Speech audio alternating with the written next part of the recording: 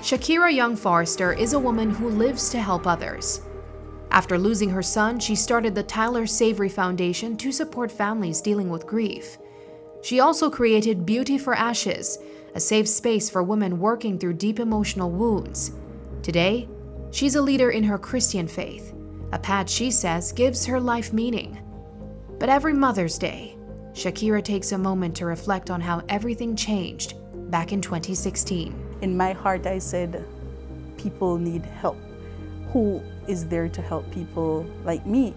And my heart also grieved for other mothers who had lost sons, and especially younger children, but there's nobody to relate to you. Like, who is there to talk to you and said, I've been down that road?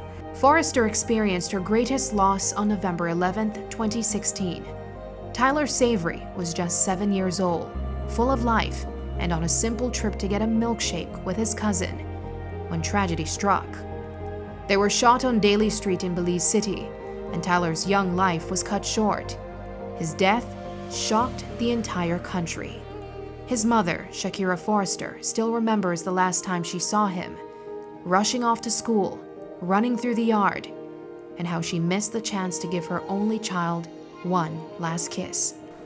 So that was the last I saw of him, running into the schoolyard, excited, going to school because he enjoyed being at school. And the last thing I remember was seeing him on that hospital bed with wires connected to him. And I'm thinking, this has to be a dream, because what could a 7-year-old do to somebody to deserve a bullet in his chest? Countless families have felt the pain of losing a loved one to gun violence. Every life lost to gun violence may look like the same tragedy, but the grief that follows is deeply personal and never the same. Grief therapist Tina Cuellar says the most important thing we can do for someone in that pain is to simply listen. Grief is like a fingerprint. None is the same. So even if we have two women in the room that have lost children to gun violence and their only child, their grief will be different because they come with a different history. They come with sometimes other forms of grief. And if you're adding other forms of grief, the way that person grieves will be different. And so really to understand the person is to understand their story.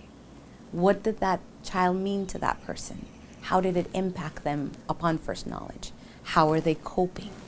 How do they honor the memory? What does it feel like? Grief can shake a person to their core, and for Shakera Forrester, losing her only son was heartbreaking. But through that pain, her faith became a source of strength. She began sharing her story and speaking up for other mothers affected by gun violence. 2 years after Tyler's death, her faith faced its biggest test yet, finding the strength to forgive the man accused of taking her child's life. You know, Sabreena, Tyler's 10th birthday came 2018, and I met that young man 2 days after, or I think it was a day after, because Tyler's birthday was 20th September. I said, you and your friends took away my baby, that I couldn't experience his 10th birthday with him. And he looked at me and he said, I am sorry, please forgive me.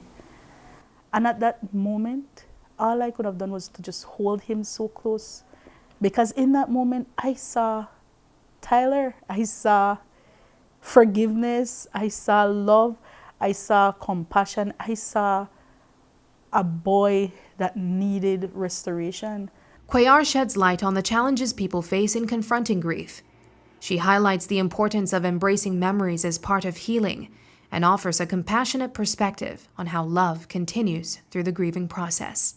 A lot of times we lose people and people don't want to talk about them ever again. It's kind of like, I don't want to talk about that done. I just don't want to talk about it because it's going to upset me. When are you gonna?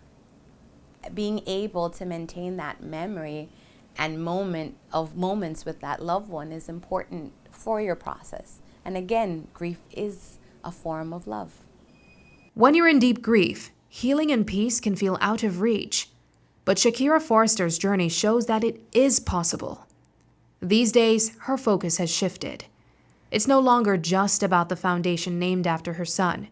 It's about the joy that comes from healing, from sharing her story, and from living proof of a promise she holds close, that joy truly comes in the morning. I'm now experiencing Psalms 30 verse 5, that weeping may endure for a night, but joy comes in the morning. I'm experiencing that.